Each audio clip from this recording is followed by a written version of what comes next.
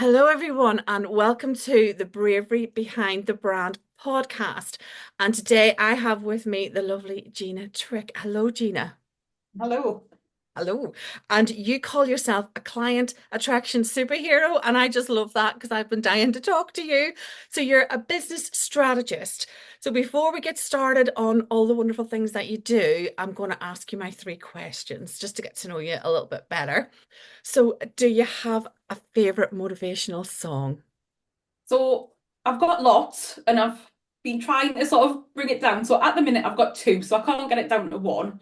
So we've got Tate McRae, She's All I Want to Be, because it's very about being envious of somebody and thinking that you're not good enough and watching somebody else. I mean, it is obviously about, I think, she's going to lose her boyfriend to another girl, but I think it's very apt in the business world as well about, kind of watching what other people are doing and think that they're better than you and this imposter syndrome. So it's quite apt, but it's also just really upbeat and a really quick tune. So I quite like that at the moment. And then Post Malone, I Had Some Help. I don't know what it is about that song, but when it comes on, I'm not really a country fan, but there's like obviously it's like a country pop, but oh my God, it just makes us kind of just want to sing along. You can't help yourself. We kind of start bopping along to it, and it just puts me in such a good mood. And there is no reason behind it other than just obviously a really good beat. It's really weird, isn't it? I mean, I was raised on country music and I love all sorts of music, but there is something about country music and you start singing in a twang, don't you? And I You think can't that help it. that song is just as you say, you can't help yourself, you're just bopping along. But yeah, I absolutely love that song. But there's been a bit of a resurgence recently with all the country stuff, and I just love it. Yeah, I love those two. Anything that kind of just lifts your mood instantly is Yeah. definitely a good one for my list. So they will go on the list. I love those. And do you have a motivational quote? Right, I have to read it out because otherwise I'll get it wrong. So, a business is simply an idea to make other people's lives better. And that's Richard Branson. So my whole ethos in my business is about the African proverb, which is Ubuntu, which is I am because we are. So it's all about lifting other people up. So you're only successful when other people are, and about kind of as you rise, you lift other people up. So I love that is about the fact that he's saying that basically when you have a business, it should really be about making other people's lives better. Read it And again. that's That's beautiful. Read it again. so a business is simply an idea to make other people's lives better. Oh, I love that. That is lovely. That's just so simple but beautiful. Mhm. And it Wow. just fits properly with all of my values and my ethos in life and Yeah. things. So I really, really like that quote. Yeah, that's fantastic. And it's so simple, but says it all. Yeah. Perfect. I love that one. And do you read? Have you got this my nosy question now? Yeah, so I read two books at a time, which people always feel it's a bit weird. So I've always got one motivational kind of business book on the go and one fictional book. And I love murder mysteries, which is like a little bit weird, so detective books. But at the minute, still my favorite book is Diary of a CEO, which is a massive one. Everybody seems to know it in the business world. But it's basically set up into 33 principles. And what I love is like you can read it from like cover to cover if you want, but you can just pick it up and just read one part. So like depending on what's going on in your life or your business, if you need some motivation or if you need a little bit of advice, you can look for which kind of one of these principles, these 33 principles fits in, and you can just read that little section and you can find answers, you can find motivation, you can find some like, just sometimes I'll be sat and in human design, I'm a generator. So I need obviously input in order to generate. And so sometimes I'll be sitting and I'll be thinking, oh God, I'm a bit stuck today. I'm not feeling much kind of like clarity and things. And I'll just get that book and I'll just literally just open it to a page and I'll read a little section. And it always just gives me a little bit of kind of oomph, basically. And there's nothing in there that I sat and went, I'm really against this. There's bits where I go, maybe not for me, but none of it kind of really got my back up, which some books do. So I just find it like whoever you are in business or in life, you can find so many teachings in it and so many things that will help you kind of, like I say, it's not just business, but life as well. So really, really good book. Oh, I wrote that down because I'm gonna get it. And you know what? I do exactly the same.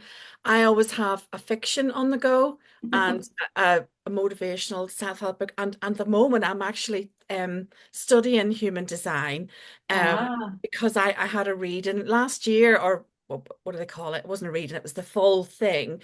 yes, And I'm a manifesting generator. right. And when I Ooh, first so got you're my rare. well, when I read it, and I'm really open-minded about these things. And I read it and I was like, what is this? What what is this witchcraft? And I just thought I have to know more about it. So that's what I've been studying. And I understand the chart. I can work my way around the chart because when you first look Oh, at it, it's really overwhelming. yes. So I've been working down, breaking it down, but each part of it makes sense. So I just wanted to chunk it down, but I'll not sort of bore you with the whole thing. But when you said No. human design, it's Hmm. my mission at the moment to find as many people as possible to talk about this because it's Oh, not that I'm known. really interested. So far, I only understand the fact about the generator and that I'm a 7-2. Hmm. That's about as much as I know about it. I'm finding out more and I am looking into it. But yeah, it is something I'm really interested about because it's amazing how much it actually describes who you are. Well, from a coaching perspective, I when I work with future clients, I want to be able to do the chart and then it'll help me coaching them because then I'll have this profile. But I don't want to sort of teach everyone human design, but I think it'll help the client and me. But yeah, Hmm. definitely getting that profile. So but yeah, I always have something on the go and I'm always learning something. I've always got a course. But no, really interesting. Thank you. Fascinating stuff. Really, really good. So, on to you and your business now. So, tell us about your business and what inspired you to start it. So, like I say, I'm a certified business strategist and mentor. So I started my very first business back in 2005, which is feeling like a dinosaur because it's going to be 20 years next year. So it's quite scary. But Been that long basically, ago, does oh, it? it's so scary. And basically, I used to work in the wedding industry and I'd left that and was doing another job and hated it. Absolutely hated it and missed being in the wedding industry. And so I always felt like I never fitted in jobs. Like no matter what I did and how much I achieved, it just never felt like right. So I thought, right, I'm going to set up my own business, which everybody thought I was absolutely crazy because I was like 25. Nobody I knew, and I mean nobody, had a business. Everybody was like, just keep in with your career and you should be mad. But anyways, set up a business selling wedding stationery and jewelry and built that up. Unfortunately, so the housing crash in 2007 happened, and in 2009, me and my partner split up. And when we went to sell our house, well, you can imagine house prices had plummeted and everything, and I lost my house, my car, and my business in one day in 2009. So they were all taken from me in one day. So I was left with literally £2,000 in my name to buy a car. I had to find a house to live in and I had to um, basically start again. And I sat and cried for 2 months. I will not say I didn't. But then after that, I started up again and basically did the same handmade wedding jewellery and stationery, built it up to the fact that I opened a wedding boutique, but it was an accessories boutique. So we sold all different wedding accessories. And then from there, I went on to do my dream and I actually sublet a wedding venue and set up a wedding and events company. And we managed a wedding venue and we hit seven figures in the first year. Wow. So we went absolutely crazy and I was working like a Trojan horse. Honestly, I was like 90 hours a week. I was working, and when we did weddings, I would be there. So we didn't have accommodation. I could be there at 5 o'clock, 6 o'clock in the morning to let the bride in to get ready, be there until 1, 2 o'clock the next morning, and then I'd do the same the next day. And I could do 3 weddings back to back like that. So after a couple of years, I hit burnout. And when I mean burnout, I mean I woke up one morning and I couldn't actually physically speak. And I thought I'd had a stroke because I couldn't get any words out. So what was in my head just wouldn't come out of my mouth. It only lasted about 20 minutes, but it was the most scary 20 minutes of my life. And basically, they were like, it's burnout, you're absolutely exhausted. So I struggled on for about 6 months and decided to sell the wedding venue and the business. And then I was like, what do I do now? But while I had the venue, everybody was saying, like, how have you turned this venue around? You took it on with like 5 clients, which for a wedding venue, you normally book like 3, 4 years in advance. They literally had 5 weddings booked, and they were like, how did you turn it around? Like getting all of that business in. So I was giving people like in the wedding industry loads of help and advice. Now I was like, hang on a second here, I should be charging for this. Same old story. So in 2019, I set up as a coach and I set my coaching business up and was doing that, but it never felt right saying that I was a coach because I didn't ask people questions and ask them to find their own solutions. I was helping them put this step by step process together. I was doing strategies. I was literally really kind of going deep with them. And so that's why I was like, wait a minute, no, I'm not a coach, I am a strategist. So last year I actually did my certification as a strategist, and Wow. that's how I kind of got to where I am now. So it's been a very long path with lots of different things in between, but I have learned a lot, and what I've learned along the way, obviously now I can help my clients with. What a story. And I just think, wow, unbelievable. But I mean, you've gone to you've gone from one extreme to the other. But and what I love about people like you is when you get clients, I when I talk to people, I have to be able to look them in the eye and say, I have been where you are. I understand where you are. And you're going to be you have been working with people and you will work with people and you can say that completely. And I think you need that empathy. You need to be able to connect with that person, and that's why they choose you because you've got this story, and also you need to be able to show people that you can go from A to B no matter where that starting point is. It can be done because everybody has troubles. Their starting point is different, and people have to know that you don't give up, you keep going, you keep going, you keep going. And there's always somewhere to go for help. There's always someone to show you the way. And that's what I love. I mean, you've had every emotion under the sun in there. But the lesson is the burnout thing. And I think you've just got to listen to your body. And you probably knew at the time you were overdoing it. And that story is quite common. And over my podcast and with business strategists, people that I've met, it's this was happening and I was working too hard and I was doing 7 figures and then dot dot Mhm. dot. And I just love the fact that we talk about that openly and we warn people because there's a lot of people coming up through the ranks that are working that hard. And I think the message has to be you don't have to kill yourself to Yeah. have a successful business. It's okay to stop, take a breath, and build it by all means. But, at what cost? You don't have to sacrifice everything you've ever known. But I think as well, we've always been like drilled in. So, like, as women, you want to obviously show that are being successful, but you kind of feel like you have to go to the nth degree and you get fed what you think success is. So, you get told, like, you see it still now all the time go for 10K months, go for 25K months, go for 6 figures a year, go for 7 figures a year. And everybody's telling you these are the things that you have to do. So, my first question with any client, so they'll come to us with a quest, like, with like something and go, oh, I'll fix this in my business. The first thing I'll say to them literally is, what is success to you? And they're like, what? And I'm like, look, before we even get into that, what is success for you? And they're like, oh, well, I want to make this money. And I'm like, well, what, but why? Like, I don't understand, like, why everybody just chases. And I learned that the hard way because I thought that my wedding business, it's like, right, we'll have to get like 100 weddings in a year. We'll have to make this money. And then we'll have to have every weekend booked. And then we need to be booked 3 years in advance. And it was all this preconditioning of what you had to do. And like I was working my backside off, and I was thinking, well, hang on, I'm ticking all these things off, but I'm absolutely shattered. I've got no time freedom. When I'm not working, I don't want to do anything else because I'm so tired. I just want to sit on the sofa. I had no social life.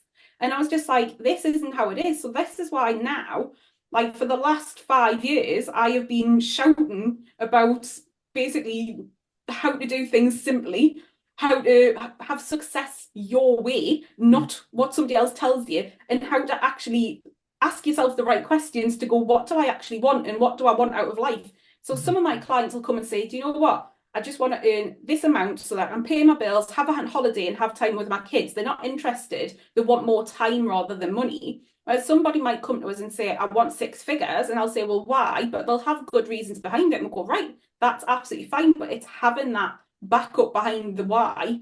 Mhm. And I'm very much a case of, we have to look at that behind it and the reasons behind it. Otherwise, you're just going to end up hating your business and doing something you don't enjoy and not really having a life.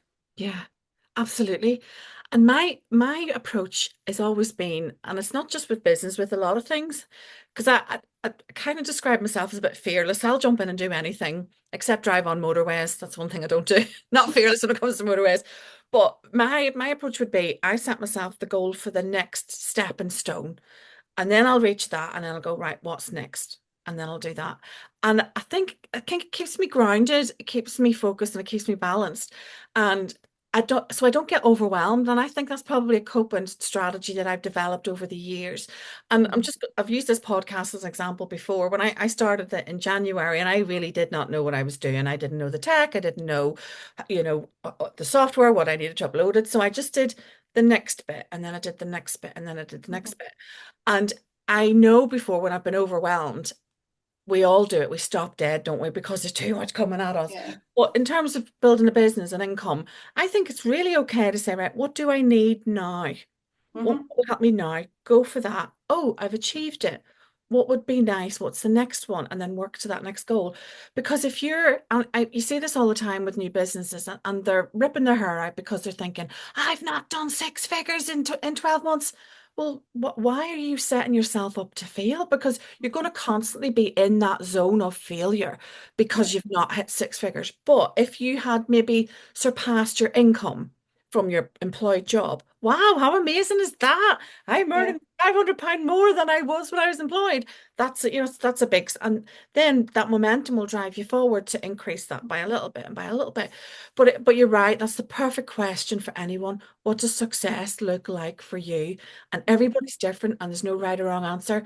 But when you see someone, and social media is never what it looks like, and that's always my message. Hmm. It may have taken someone 5, 10, 15 years to get there, and they may say, in 6 weeks, I generated 20 gazillion. You know what? You didn't It's generate taken us 5 years to get the audience to do it, but in 6 weeks I've made this amount of money, and it's it. like, mhm. Exactly. And we know it takes time to build that audience. But once you've got that audience, exactly, you might be able to do whatever. But I just wish that, that message was driven home a little bit more. It's about the next step and the next step and the next step. But overwhelm is something, I battled with it myself. You can see it clearly, but that's my approach. Just small little bite-sized steps. So going Yeah. back then to you taking over the world with I mean, it sounds amazing and everybody loves a good wedding. If you could give yourself a piece of advice, what would it be? So my main thing now is about embracing me from the start.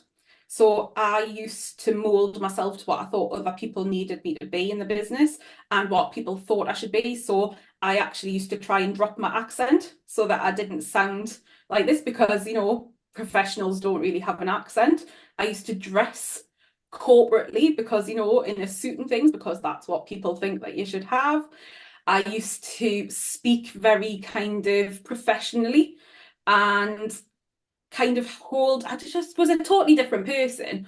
And then what I learned was that when I actually embraced me and when I let me out and when my accent came out, when I wore what I thought I should wear, when I actually started showing my clients how much I loved working with them and actually me as a person and, you know, built up these amazing relationships. And then when people started booking, saying they were coming for me, like people would book my venue going, the venue might not have been what I was looking at, but I just fell in love with you and I want you to deal with my wedding.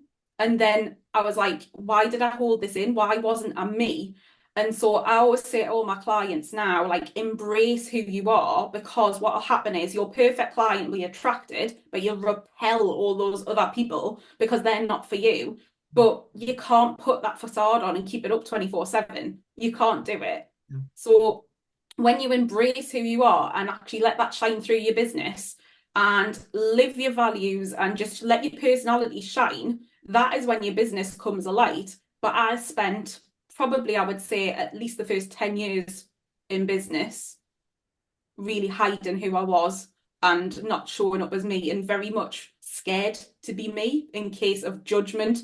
Mm. But I think as well with age and with experience, that kind of drops off a bit, and you get to that point of like, I really don't care anymore. Like, if you love us, you love us. If you don't, that's absolutely fine. Because even when you're like sitting on that fence, you still get the negatives. Mhm. So you might as well just embrace who you are and go for it and show that through your business, because I think now people want that authenticity, they want that real connection, they want to know who the person is. Because if they're going to invest money in you, even though it's a business, they're still investing money in you.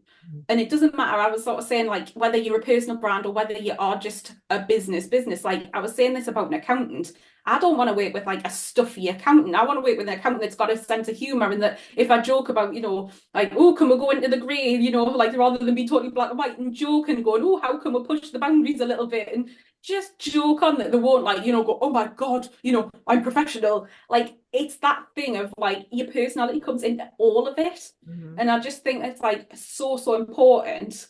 And like, you don't have to be like a loud personality. You don't have to be this dead flamboyant person. If you're still kind of like quite shy and introvert, you can still bring that across of who you are, because you will attract people that are like you.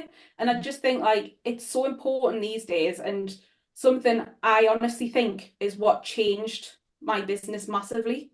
But that first 10 years, I probably spent, like I say, struggling, like how much energy I must have spent like hiding who I was, and like you're thinking like all those missed opportunities and things. Just yeah, it was just a shame. So interesting that you say that, and personal branding is obviously my thing. Just to go back to the very first thing you said, a lot of people I work with, funnily enough, they begin with their accent, and it's I always tell people you got to embrace your quirks, you got to embrace what's you. But a lot of people try to disguise their accent, and Mhm. obviously I have an accent, and I would never have told. And I'm just trying to think, when I first came to England, no one understood me at all.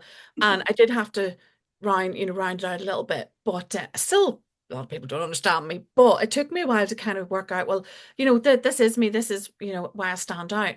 But the people that I work with, they really do try to mask it. But I've learned, like you, over the years, you know what? That's what makes you you. That's what people gravitate towards. And when I noticed it very, very early on. It's on one of my Instagram things. I got a job. I was very lucky. I worked as a holiday rep in Greece.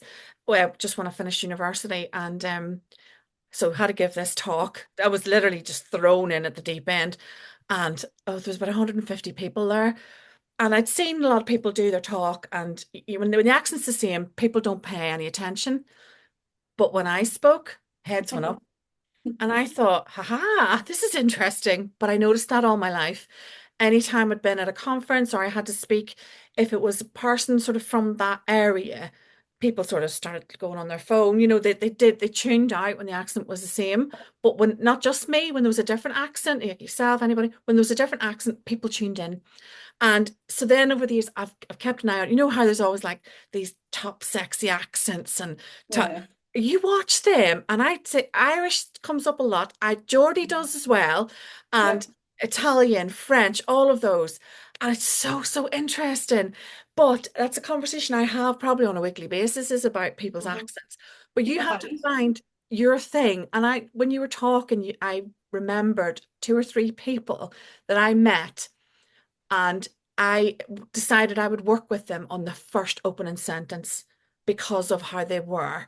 And I was just thinking when you were talking, I thought, that's why I chose that person. That's why I chose that person. But to suppress your personality, that Mhm. will make you ill. And you can be bubbly, you can be shy, you can be whatever, but you just have to be you, because the, it won't work any other way. And like you say, it's really okay for people not to like you. Yeah. That's as you get older, you come to terms with that, because when you're younger, your popularity is everything, isn't it? When you're at school, it's that. But I wish that was taught a little bit more when you're younger. It's Mhm. okay. Not everybody's going to get you, and that's all right. But the ones that do, they're the ones that stick around, and that's your tribe. And that's how I define it. That's my tribe. That's my tribe. But it's just such an interest. I've never met anybody that sort of like, I suppose in corporate everybody does, don't they? The suit, the Yeah. accent you do when you're in corporate, and I can understand why you would do that in that wedding. But definitely to see that transformation. And, when you suddenly decide, I'm going to be me, I'm going to be me. So, how comfortable are you with your audience now then that you turn up and you be yourself? Can you talk on a stage? Do you dance on social media? What does that look like? So, well, I definitely don't dance on social media. That is not me. But I'm fine. Lives don't bother us. I've done webinars to hundreds of people, but last week I did my very first speaking gig. So Hey, in March this year, I was down at the Big Festoon. And for people who don't know it, it's a huge, massive event where people get up on stage and speak, and there was like 400 people there. And a couple of people had joked saying, like, oh, you'd be brilliant doing that. And I was just like, there is no way you will ever, ever get me on a stage, ever. I don't like public speaking. I'm never going to do it. But then as the years gone on and I've challenged myself more and more, and I was like, do you know what? I love in-person connection. Like the difference, don't get us wrong, I love Zoom and things and the ability it gives us to work with people all over and connect with people all over. But there's something about being in a room with people. And I was like, I'm going to challenge myself. And I was like, I'm just going to put it out there that I want to do a couple of speaking gigs, a couple of podcasts, and see how it goes. So on, when was it? Friday last week, I did my very first speaking gig, and I was really nervous, not gonna lie. Like I say, 400 people sitting on Zoom because you don't see them. It's like, it's absolutely nothing. You just see a little hand going up now and again, and then a little comment asking a question. You're like, no problem, because it's just like me and my slides. But the idea of 22 different pairs of eyes looking at us, I was a bit like, oh, start small, it'll be all right. But honestly, I absolutely loved every second of it. I had people coming up afterwards telling us like, oh my God, like I've got so much out of that and thank you. I had somebody saying like, how do I work with you? I was like, whoa, hang on. I had like somebody saying, oh, can you come and do a talk in my group? Somebody else like, oh my God, I really like would love you in my membership, can we talk about that? And I was just like, right, 22 people in a room and I've got 3 opportunities. And then probably I would say about 8 or 9 other people coming across thanking us, had messages since saying thank you. People saying like your passion comes across so well and like you're infectious. And I was like, why haven't I done this before? Like, why did I sort of say it? And I think it was just in my head. I was like, what if people don't like what I say? Like, you have to be, when you're doing a speech like that, even though you want to put across your values and things, you still have to try and be a little bit more inclusive. You can't go really, really niche because you don't know like the amount of people in the room, like who you kind of like in there. It wasn't just service-based businesses, there was product-based businesses, but there was such an array of different like people, and it was like trying to include them. So I didn't feel like I was, sort of not speaking to everybody and that everybody would get something from it. So I was a little bit worried about that. But oh my God, honestly, it's like I've now got the bug. And I was like, right, next opportunity, let's have a look and like a little bit bigger. Like I'm still not going for the big festoon and like five, 600 no, people that's your yet. next challenge. Well, that has to be one of your challenges. That's not yet. Yeah, not I yet. think Yes, that's the word. next year is going to be like medium-sized stages, and I'll build my way up through it and Do you not refine think at the things. at the big festoon, that's our tribe? Do you not think everybody there will be just rooting for you? That, you won't have to worry about your message not landing right. They'll all be there rooting for you. But you're absolutely spot on. The person that will do the thing that no one else wants to do, first of all, putting yourself out on the stage, on a small stage, and it's that is what people are in awe of, that you'll get up to speak, that your personality shines through, you weren't trying to be anybody else. A little bit of nervousness is very endearing. If you're terrified, that's worse. I think that makes the audience uncomfortable. Yeah. But if you're up and you're a little bit, just cocky's different. That's very different. But you've just got a little bit of nerves. But hey, that's amazing. That was your first one. Did anybody record it? I recorded it, so I've got it all recorded, and Hey, then a few people took snippets. But the bit that's gone out the most so far, because I need to chunk it down, is that I always start with a little bit of a caveat. So I do it on all of my webinars and things because I've been very good. I am a swearer, and so I basically said to them, I was like, just to start it, I thought we'll start with a bit of humour. So I opened it up by, look, I brought my PG version with myself today. I'm normally X-rated, but I get very, very passionate, and sometimes things just pop out when I'm very passionate. So I was like, I don't want to offend anybody. Well, there was two people that I saw their eyebrows pop right up into their hair, and I Ooh, thought, I've read the room now. I'm going to really try. So I thought, if a lot of people like laugh and things, I know I'm all right. yeah, But there yeah. was a couple of people that looked a little bit like, ooh, she might swear, and I thought, I'll keep it. I'll keep it on the download, and then I'll keep it in. And I managed to get through an entire hour without swearing, You which speak for for an me, hour? I spoke for an hour, yeah. Wow, that's intense. But well done for having the presence of mind to do that up front. Because normally when people get up to speak, everything they planned goes out, goes out the window and they start. Wow, that's incredible to speak for that length of time. But that's an incredible win. Well done. You Thank come you. to my membership and speak. I'm launching my own membership soon, so you're Excellent. going on So my list. I'll be there. I'll be there. That's so empowering though, because you've done it now. You've Mhm. got rid of that. You're sitting here now telling me you are a speaker. Yeah. So that's And I've amazing. and I've said that in some big rooms now. I was like, so I was talking in a few different places, and I was like, I had to introduce myself at a networking event, and I was like going, so Gina Trick, business strategist and mentor. I was like, and a speaker.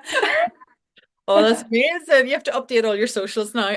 But once you've done it, you're right, the invitations start coming because the world we're in, there's so many events, so many networking events. They're always looking for speakers, always, always. And once your reputation's out there, you'll just get Yeah. that many coming to you. So well done. That's incredible. Good for you. So apart from speaker global extraordinaire, what's next for your brand in the next few years? So I am giving myself a target of hitting six figures next year and doing it without burnout and without working ridiculous hours. So I well, my mentor's kind of like literally going, I don't know how we're going to do this because I've said like I've set myself quite a good goal and like doing it like I say on reduced hours so that I'm not working madly and without staff, just having my VA and my tech VA. So that's kind of my that goal, but then it is literally getting out and want to network more in person. So I've been doing quite a bit of that lately, but around the country, so not just in the northeast in London, which is the two places I've seen to network.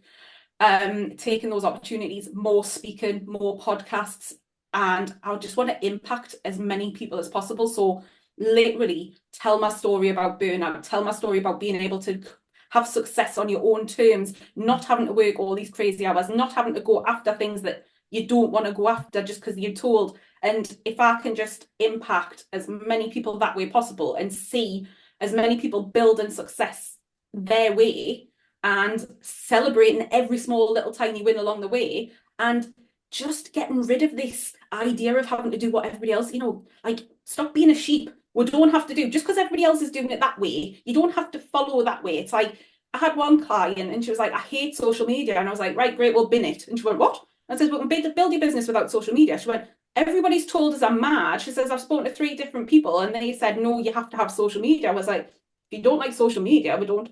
And it's this thing of you don't have to do any. I mean, obviously you have to get clients, Mhm. otherwise you haven't Yeah. got a business. But other than that, there is Yeah. nothing you have to do. Mhm. And I just want people to embrace that. And whether they come to work with me to do that, or whether I just have that impact and they go off and do it their own way themselves, that's absolutely fine. I just want to get that message out there as much as I can and empower as many people as possible to just break this blooming convention. I mean, we got told that we're breaking convention by leaving day jobs and building businesses, but now businesses seem to have just become another kind of day job and another trap in this prison because you've got to do it in this way. And, Mhm. if you're not getting up at 5 a.m. and going to bed at midnight and working weekends, you don't want it enough. Mhm. Oh You yeah. know, it's like that Yeah. mentality, and I'm just like, no, do you know what, I am just going to speak out against that all the time and just go, it may take you a little bit longer, but Mhm. you know what, you're going to enjoy the journey,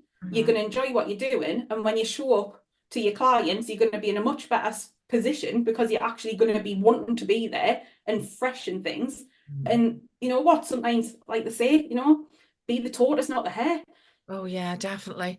My guide is I'll ask myself periodically, am I still loving this? Yeah.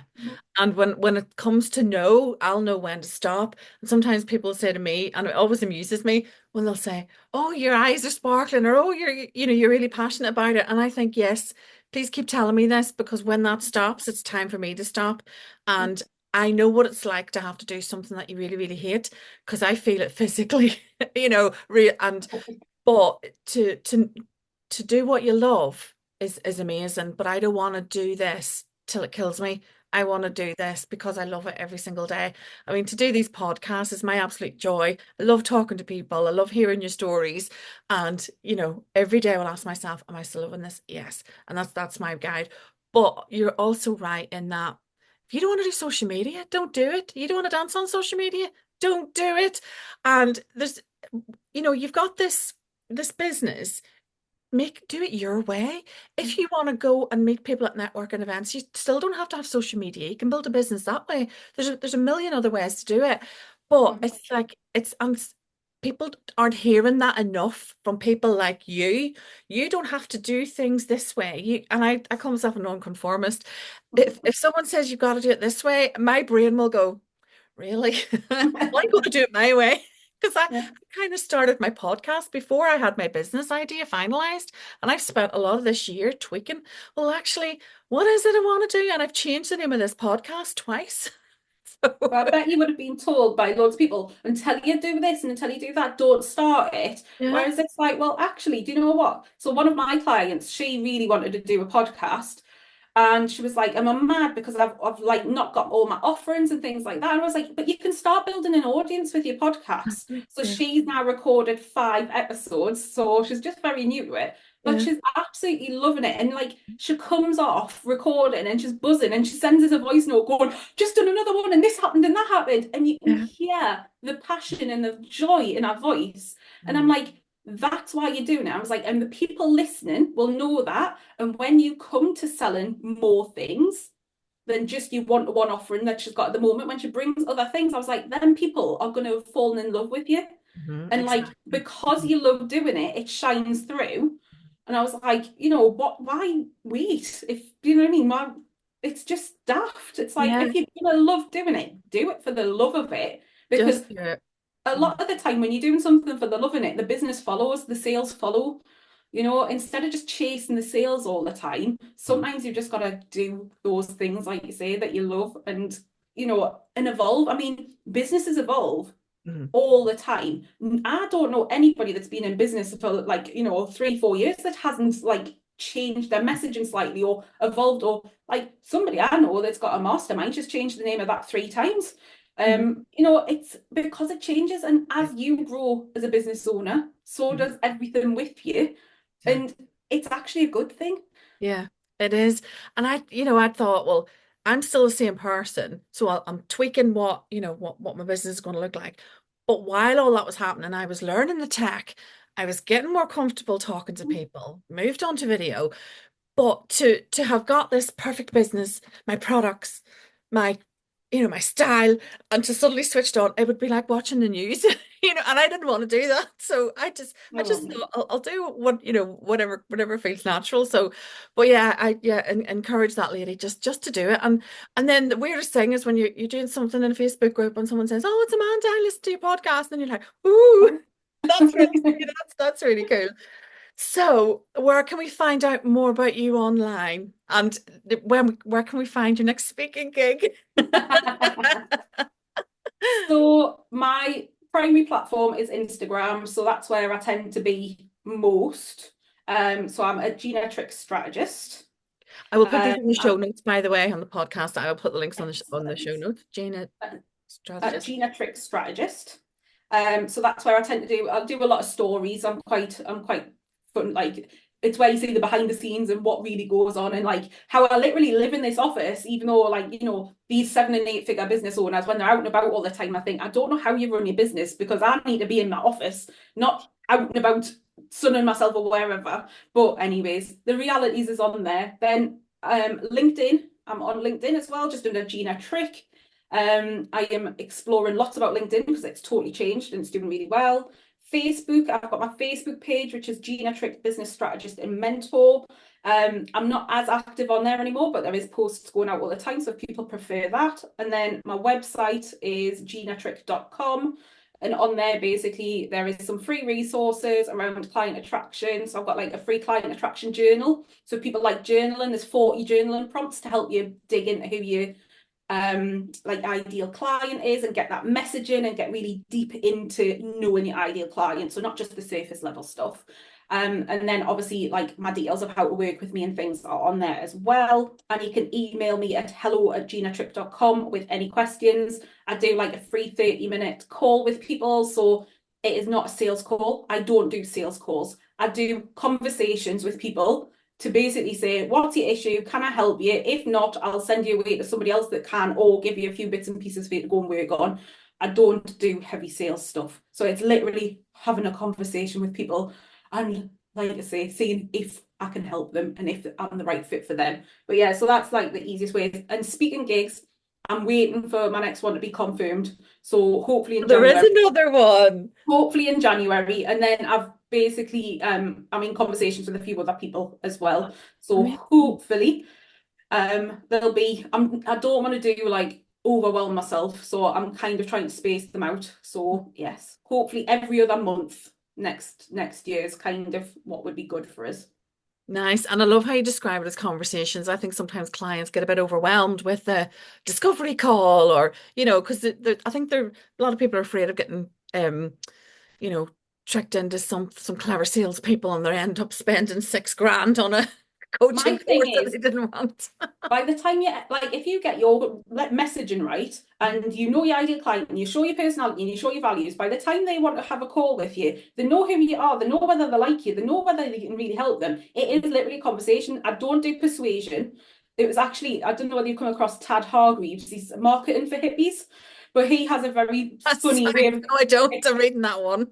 so Tad Hargreaves marketing for hippies is amazing, but he has this amazing way of explaining it, saying about consent. And he says when somebody says no on a sales call and you go, right, let's handle the objections, let's go around this, let's find a way. He went, in other scenarios, when somebody says no and you go ahead, you get arrested.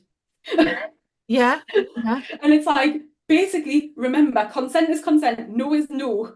And yeah. so basically, to me, when I'm on a call with somebody, if I'm not the right fit for them, or if I'm not kind of, if I don't think that I'm the right person to help them, Mhm. I'll say so because it's not in my interest to sell to somebody Mhm. who doesn't want Mhm. to work with me and isn't the right fit Mhm. because it's not like going to actually get them brilliant results, but as well, it's going to reflect badly on me because if they're not doing well, it makes me look bad at my job. So Mhm. my whole thing is by the time I'm speaking to somebody, normally they're already 90% in, they've just got a few questions, Mhm. but then there's never a time pressure. There's never this offer's going to end on or come back to me by. It's a case of is this offer the right offer? Is it the right time for you? And are we the right fit? And if it is, great, the stars have aligned. If Yeah, not, I'm here when you need us. Or if not, go and help, or I can suggest somebody else that might be better for you.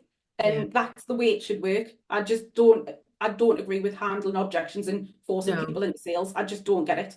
I don't like it, and that's an interesting spin on that with the consent avenue. And I'm the same. I don't like to do all that. And I always say, I have a conversation. Well, this is what I think would suit you. And if I don't think we'll work well together, I always say because you want someone dancing away from you, going, "Wow, she's amazing." But I don't do it on the call. I say, "This is the product. I'll send you an email, and I'll call you tomorrow, or you email me." I never do it on that call because I always think I would never want I want to feel pressurized. And I think people need space to think about it or whatever. But I don't, I just don't like that whole idea of we're doing this now. Well, So just on a very, very, very quick last note, if you like Tad Hargreaves, and you go and have a look at Marketing for Hippies, have a look for the brownie story because that'll make you laugh. There's a story about Girl Guides and selling brownies. right, Oh, sorry, cookies, I not will cookies. look at It's Girl Guides selling cookies, sorry. But anyways, it. it's a very, very funny story that he tells and it's I will definitely look that up. Do you know, since doing this podcast, my reading list is just whoo. This is the best thing for me, honestly. I get to have all these stories and all these wonderful books. Well, do you know what? It has been an absolute pleasure, Gina. I have loved talking to you, and I think I'm going to hear a lot more of you at some point in the future because I'm going to be at one of those events where you're talking. I've warned everybody that over the next year I will be everywhere, so they'll get sick of us. Oh, no, no, definitely not. No, it's been a joy talking to you. I've loved every second, and thank you so much for joining me. Well, thank you for having us. It's been great fun.